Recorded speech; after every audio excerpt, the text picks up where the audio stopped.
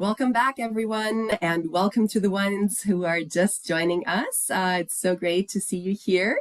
Feel free, throughout the session, to share your questions in the chat. We are going to ask you some questions as well. There's going to be some polls that you can participate in. And at this point, I am very happy to introduce Arlette, who is here with me today. And Arlette, the stage is all yours.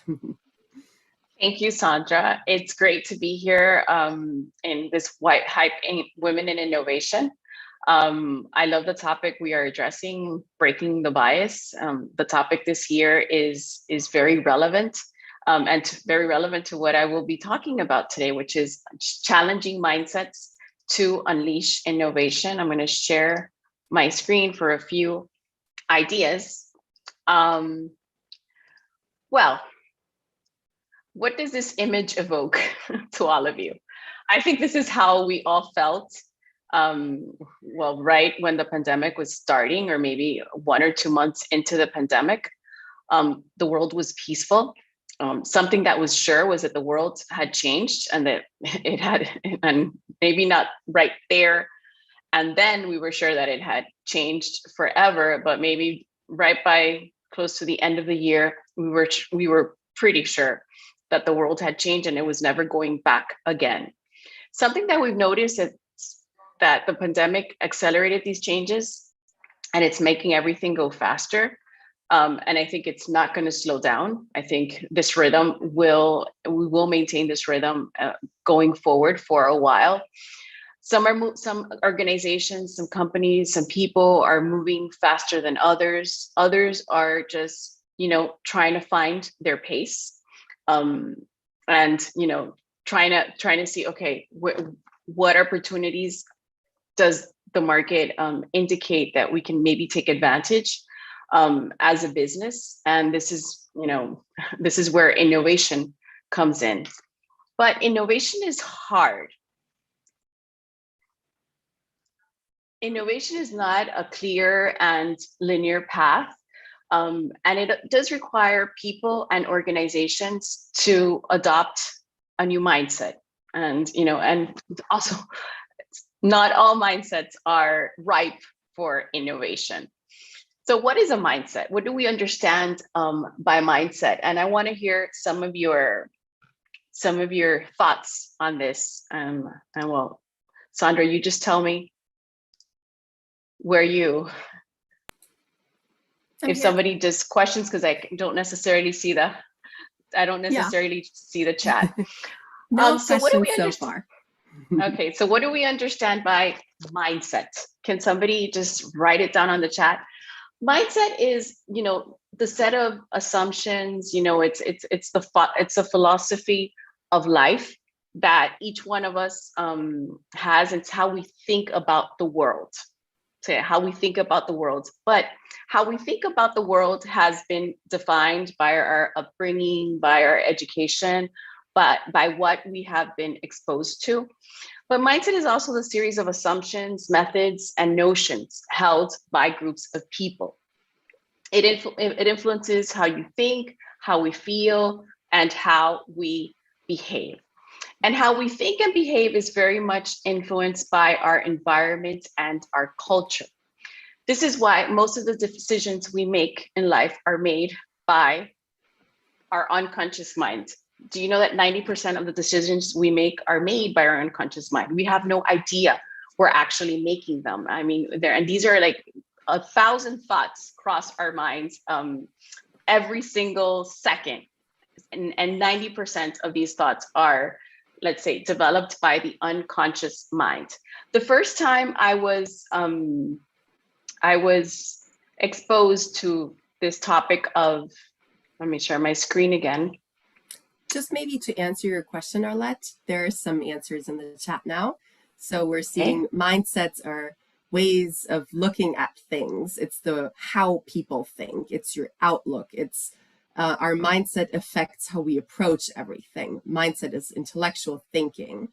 So these were some of the answers that we got here in the chat now. Exactly. The first time I became consciously aware of, mindsets, they also inform biases. And the first time I was aware of this concept of bias was about 20 years ago, working in gender empowerment projects in the Dominican Republic. And I remember thinking that, I had no idea that gender inequality was, such an important issue in the country. And, my thoughts were very much conditioned to maybe my education and, my upbringing where I was exposed. And that didn't let me see the extent of the inequality, because I was not living it or experiencing it. And this is why sometimes we have to be very aware and very conscious of these biases, because they can impede, decision making, and good decision making. Here I mentioned some of the most common biases. We have affinity bias. Affinity bias is, maybe some of you know or have or can spot when you're actually, having this affinity bias. It's when we tend to think that other people that that think like us, or are much like us, are correct, because we're from the same culture. Maybe confirmation bias has to do when you seek information that confirms your initial conclusion or your initial thought.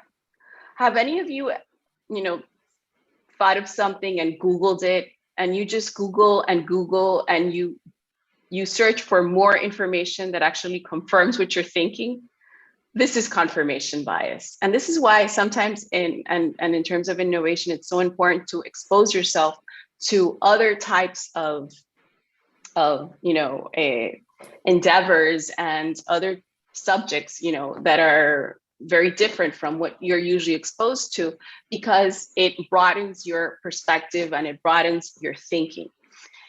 And then we have gender bias. A lot of us, had not acknowledged gender bias till maybe very recently in life, because it depends a lot on where you grew up, culture.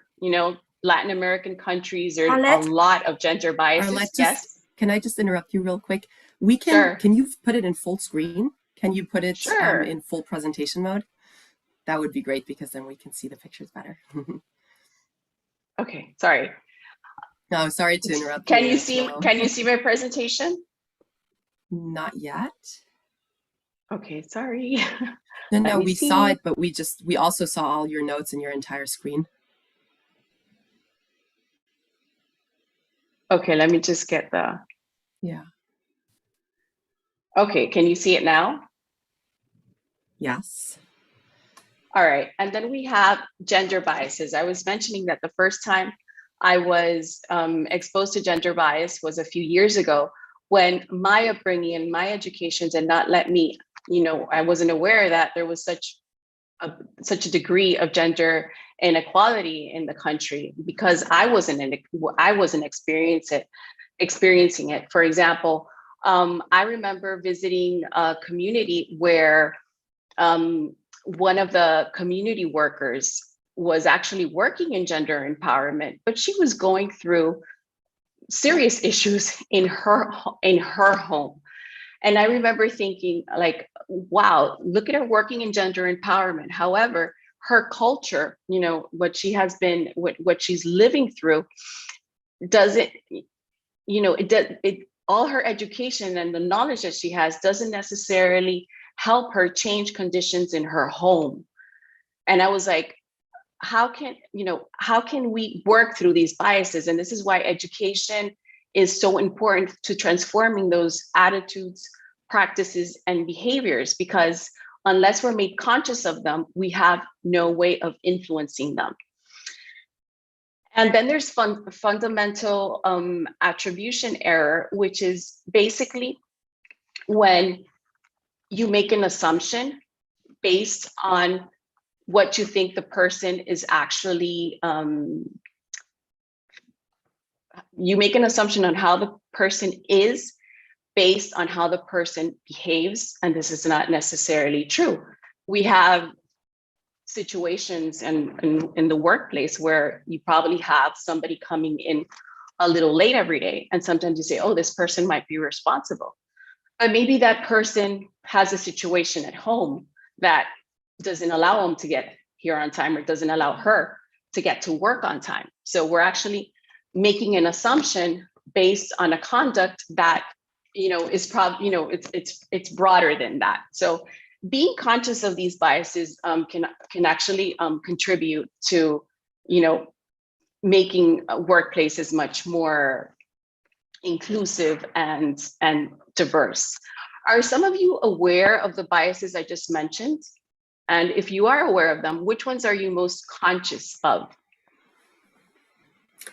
So we got some comments in between that I think are really interesting. Somebody saying, yes, I always say I went down the rabbit hole, which I think really describes that situation pretty well. And then another person wrote that my chief R&D officer sometimes asks her team, how do you think I should think about that? Reflecting flexibility to intentionally adopt different mindsets, which I think is a really great example, right? Exactly what you were just explaining, like, should I think about it in this way or that way? Because if I'm only searching for confirmation, then especially with people very high up in management, it's usually that they're like, it's this way, right? And then everybody's just like, yeah, sure. And so I think that's a great perspective to have somebody that high up in the chain actually intentionally think and talk about it in that way. So still have a couple of people answering the polls so far. It seems like 100% of the people were aware of the biases that you just mentioned, which I think is pretty surprising. That's a pretty educated audience right there. Well, some of these biases, we can talk in the roundtable a little later on, but some of these, you're made aware of these biases, I believe. My daughter once called me out on one of my biases, on gender bias, because I was actually asking her to do something that I was never asking her brothers to do. And then she told me, like, Mom, don't you notice what you're doing? And I'm like, oh God, yes, it's true. I'm not, I was setting higher demands on her, because we usually tend to set demands on a boy or a girl depending on those gender constructs that we've been exposed to throughout our lives, throughout education. And sometimes if you're not called out on them, you don't actually notice them. And that's why it's so important also for organizations to sometimes maybe have these conversations that, signal this.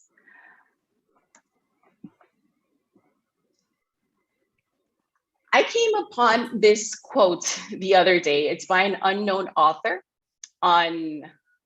it was on LinkedIn. And it says, you cannot raise your children as your parents raised you for a world that no longer exists. And sometimes when, working in innovation, and it's something that really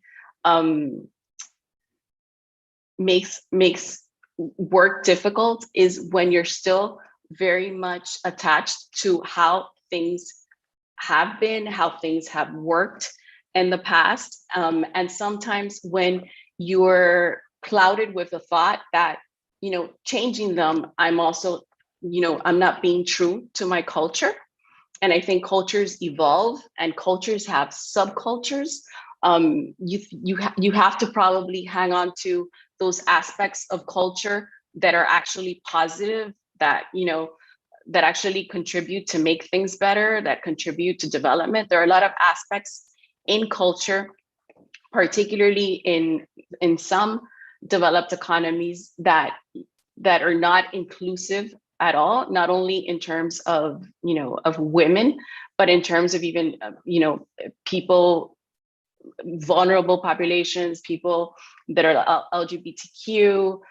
How can we acknowledge, these changes without actually, putting aside everything that we are as, you know, as a person, or how I identify in that culture, is still is a major challenge.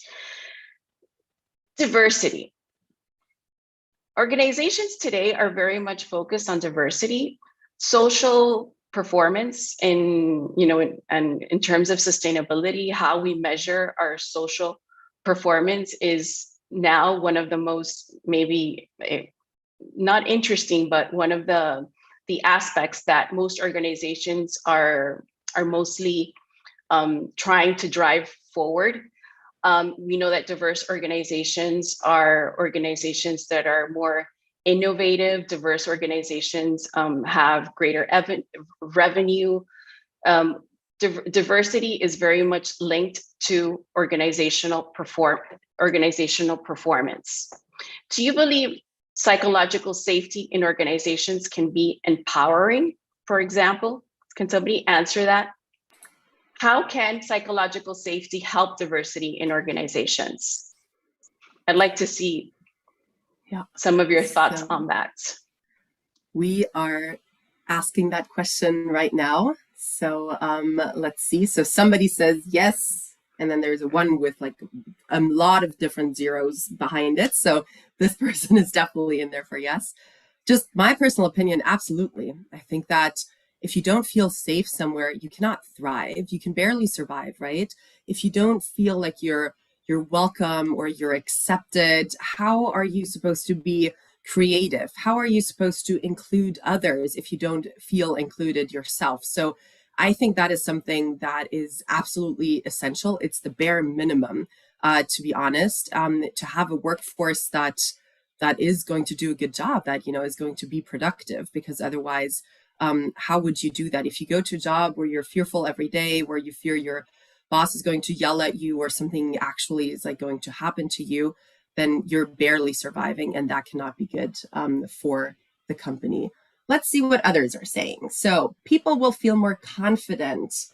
Hold on, it went away. Will feel more confident speaking up and sharing their ideas. Another person saying, yes, people feel safe to share and get involved. Psychological safety helps for anything. How can we expect people to speak up if they cannot feel secure? If it is truly authentic, the psychological safety, then yes. Yes, people feel safe enough to share their thoughts and opinions without backlash. When people feel safe to contribute ideas and exist as they are, then they will never rise to their full potential and your company will suffer. Yes, exactly. It helps people participate with their ideas to innovate. Feeling safe when being transparent is key. It's directly linked to our well-being. So I think the audience could not agree more that this is something that is absolutely empowering. So psychological safety is essential for fostering diversity in organizations, and also for, you know, challenging mindsets and changing mindsets. Sometimes we think about mindset and we think, okay, we're not going to change. Yeah, we are able to change. There was a very interesting regional study that was conducted here in the Dominican Republic by a local university. It's called Barna. Barna conducted this study in 2016. And the study covered about 1,500 companies. And what the study wanted to uncover was how company policies foster employees' families' well-being. Not only the employee, but the employee's family's well-being. And one of the findings of this study was that women supervisors were much more strict to their female direct reports than male supervisors. And it was a study conducted in Latin America. It covered about 8 countries, and something that was very surprising to me, because I think it's something we're not much very aware of. And when I was trying to identify why I thought, you know, that could be, I said, well, women tend to place so high standards, particularly professional women. they tend to place very high standards on their performance, but they probably also place those high standards of performance on their direct reports. So unconsciously, we might place, a greater burden on our female direct reports than on our male direct reports. And this, I said, this is totally biased. But the study was very important because it made evident something that was happening. And a lot of women said, oh, wow, this is true. And so that we also understand the topic, and I know you guys understand, you guys and girls understand this very well because of your comments and questions on the poll. One thing that was very interesting to me, and that marked my bias, was that I made that assumption because I had worked for many years in an organization that had very strong work-life policies. I never had to face, those situations where I needed a permission and I wasn't granted one, or because the company did have those policies in place, which is not very common in these types of economies. And it brought again the topic of, psychological safety. Organizations that foster these work-life balances, that foster diversity, you feel more psychologically safe. And just like you said in the chat, because you're able to have these conversations in the organization. So you're able to, confront these biases, you're able to, confront these assumptions, and, get everybody on the same page, and define policies and define norms that favor this psychological safety, which is essential for diversity, and it is essential for innovation. Adriana Gascon, she's the CEO of Girls in Tech. She was on this article in the Los Angeles Times last Tuesday on the occasion of International Women's Day.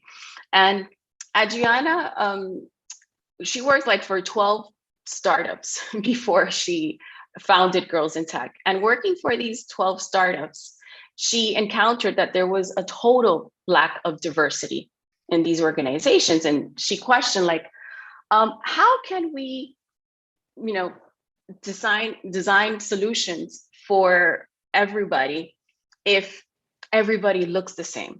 Like she says, I didn't work with Latinas. She's Latina Asian. I did work with many Asians, but Asians were, it's not like, maybe there were a lot of Asians in one company, but 90% of the workforce, she said, just looked and thought just like her. And that's where she said, well, we can't work in technology and produce solutions that are not solutions for all. And that was the reason behind founding Girls in Tech. And one thing that she mentioned in the article is that organizations that are diverse and inclusive, and that have female parity, but at the top level, are 50% more profitable than organizations that don't. So that builds the business case perfectly for diversity, and how us as managers, or as leaders in organizations, should foster the recruitment and maybe the organization of diverse teams in order to generate not only better solutions, but this is better for the bottom line. So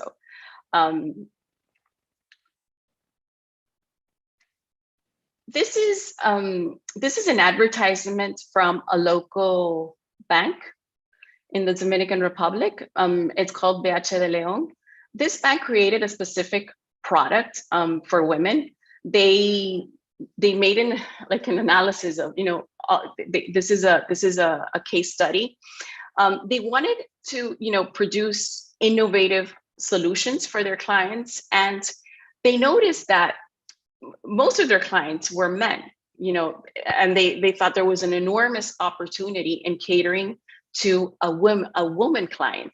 So they started with a credit card for women, and then this credit card was linked to a whole area of financial services directed to women. And it's amazing how they changed their client portfolio. It grew from having maybe 20% women to like almost 40% of women clients.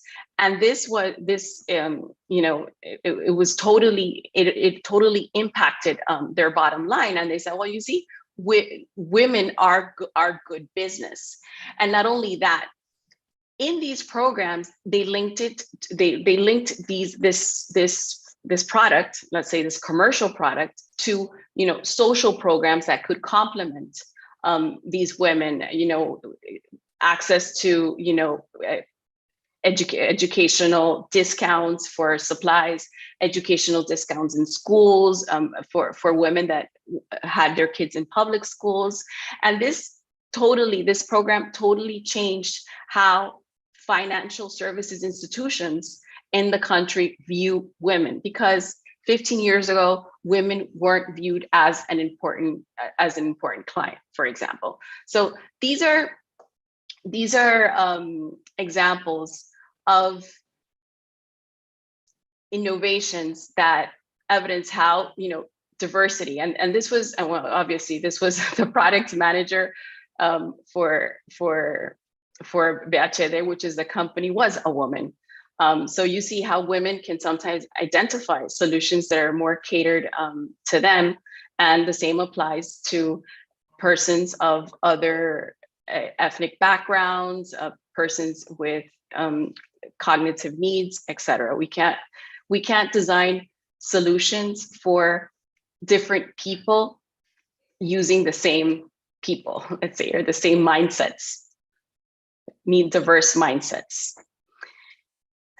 Now, the role of culture. Do you think we are able to unlearn culture?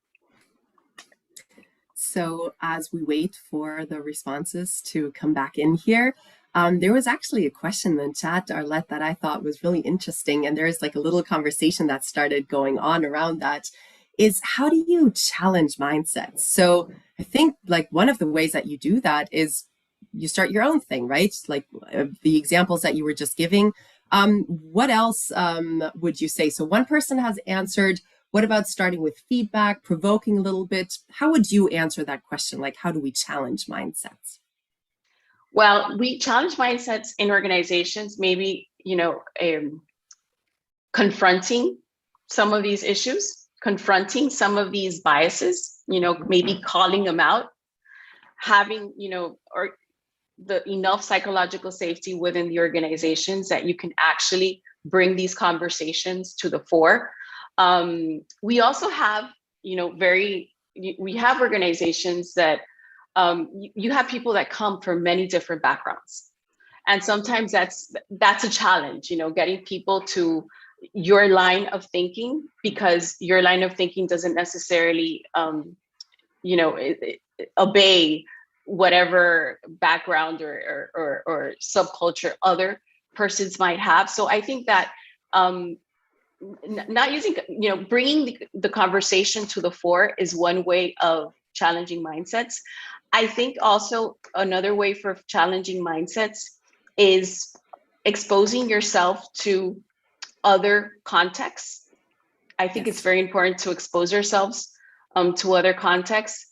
Culture happens within one context. So if you're only within that context, you tend to just, think like everybody in that context. And we know groupthink in innovation, how that affects a, good decision making, maybe. And also, I think, challenging your mindset, you have to have like also that try to have, because you can't say just have it. You need to expose yourself to different situations that can actually, change that mindset. But I think we should have, try to have cognitive flexibility, you know? Absolutely. Yeah, and I think that connects like really well into this question that you're answering now. Like there was this study that I thought was really, really interesting. So I've lived in different cultures and I'm like American and German, right? So there was a study that when you think in different languages and you interact in a different language, you change a part of your being. So you also adapt your bias, even though you're the same individual, you're the same person to the culture that you're in right now. And I can totally say that that happens with me. So when I'm like my American self, which you're experiencing right now, I tend to use a lot more of these very positive words, right? Like awesome and amazing and that's great and blah, blah, blah. And when you experience me in my German self, I don't do that because that would be so obnoxious and over the top and weird. And so that doesn't fit that culture, right? So it is part like bias is totally connected to culture in my personal experience. And I do think we can unlearn like a part of culture, but I think that if we really like if we were raised in it and have lived in it for a long time, then it is really difficult to unlearn that. Now, our audience is also a very like split opinion when it comes to this. So 73% are saying that yes, we can unlearn culture, but the other 27% are saying that no, we cannot. And there are some additional comments in here that I think are going to be interesting. So somebody's saying, yes, we can unlearn most, if not all things, I believe, just as we can learn new things and perspectives. Somebody else is saying it's a long process. Somebody else is saying, yes, but it's really hand in hand with learning new culture versus just unlearning old ones. Like they go together. And then somebody's building on that and says like, it's an experiment with a new culture and it proved, hold on, to build on Jillian's thoughts, experiment with a new culture and prove it works. So pilot and expand. And then we have Anya who's saying culture is really deep in us and connected to our subconsciousness. I think you can adapt, but can you really truly unlearn? And I think that's a very interesting question. And I think that when you're exposed to new culture, one of the effects that you see or that I've always seen is then you really see how much you're stuck in that one culture. So I grew up mostly in Germany, for example. Whenever I was like traveling abroad, I was like thinking, oh, but they do this differently. Oh, but this is how we do that. Like I never felt as German as when I was not in Germany, if that makes sense. Yes, So yeah. yes, it does make sense. And being exposed to different cultures, when you're exposed to different cultures, it's a little bit easier, because you can adapt. It's easier to adapt because you've been exposed to those cultures. In terms of organizational design and behavior, how organizations behave, I do think it is possible to unlearn culture. It just requires you to be very open to change.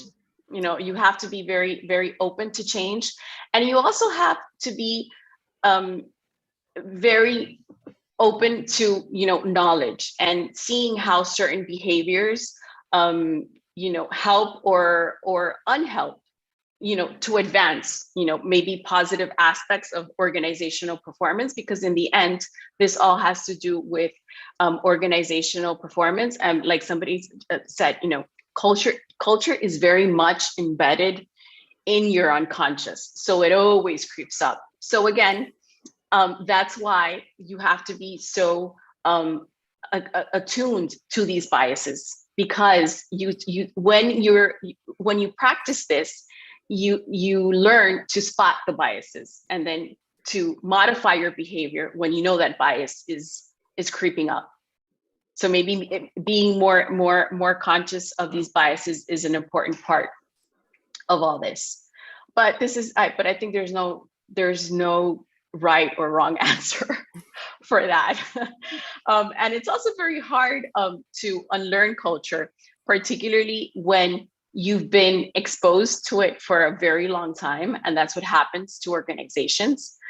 Legacy organizations, the older they are, the more difficult it is to adopt new mindsets. And this is where, you know, so much innovation is coming in. And that's why some companies are you know, are moving towards maybe absorbing a smaller startup, or, you know, a smaller service within their company, because it's so hard to, you know, innovate within that culture, you know. But it has to do with many different factors.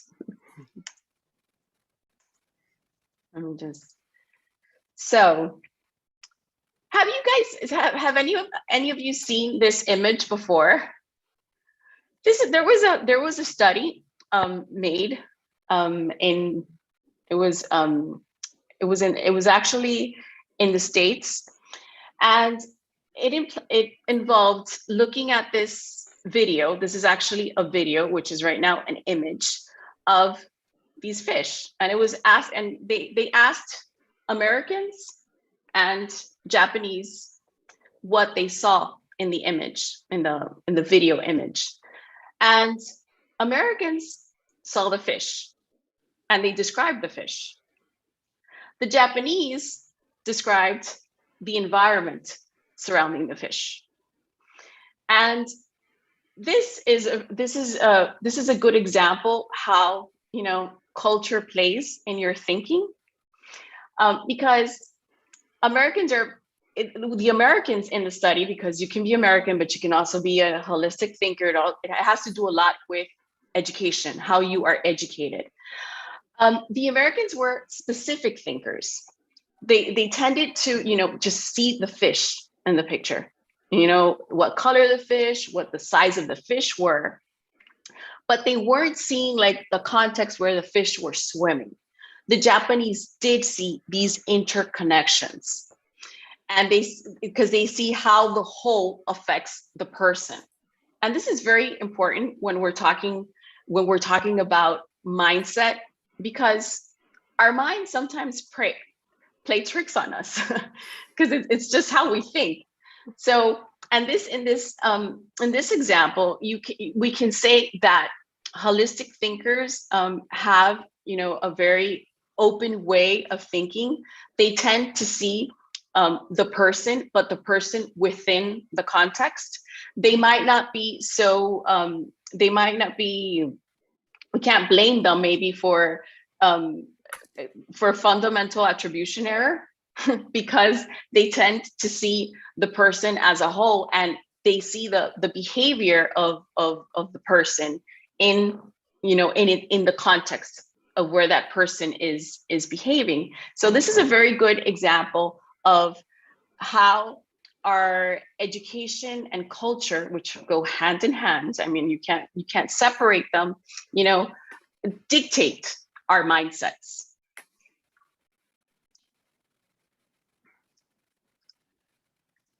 This one's okay.